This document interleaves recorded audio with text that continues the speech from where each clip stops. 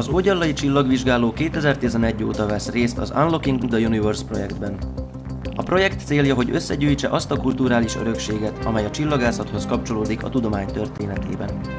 A megmozdulásban a partnerek a Space Today az Egyesült Királyságból, a lengyel Olsztynska Planetárium, a Marseille Csillagvizsgáló Franciaországból és a városunkban található Szlovák Központi Csillagvizsgáló. A központi személyiségek, akikkel a projekt foglalkozik, Joseph Norman Lockyer, Nicolaus Copernicus, Leon Foucault és Konkolitege Miklós.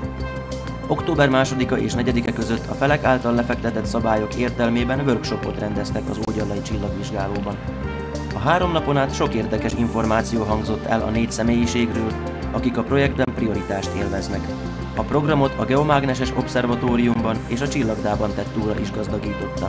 Rengeteg érdekfeszítő előadás és prezentáció hangzott el.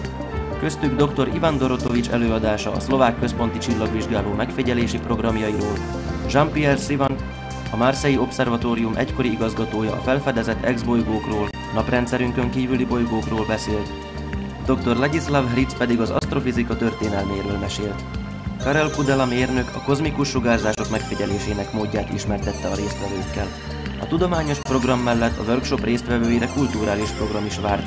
Meglátogatták a komáromi erődítményrendszert, a budapesti Konkoli Csillagvizsgálót és a budapesti Planetáriumot.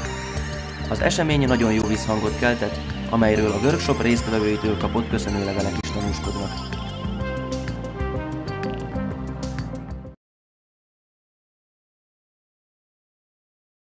Televízne vysielanie je súčasťou projektu pod názvom Informáciou cez hranicu v prihraničnom regióne Pons-Danubí, Crossing Borders by Information in the Pons-Danubí Border Region, ktorý sa realizuje v rámci programu cezhraničnej spolupráce Maďarská republika, Slovenská republika. Az elkészült műsor az információval a határon át a Pons-Danubí régióban Crossing Borders by Information in the Pons-Danubí Border Region című projekt részeként a Magyarország-Szlovákia határon átnyúló együttműködési program támogatásában valósul meg.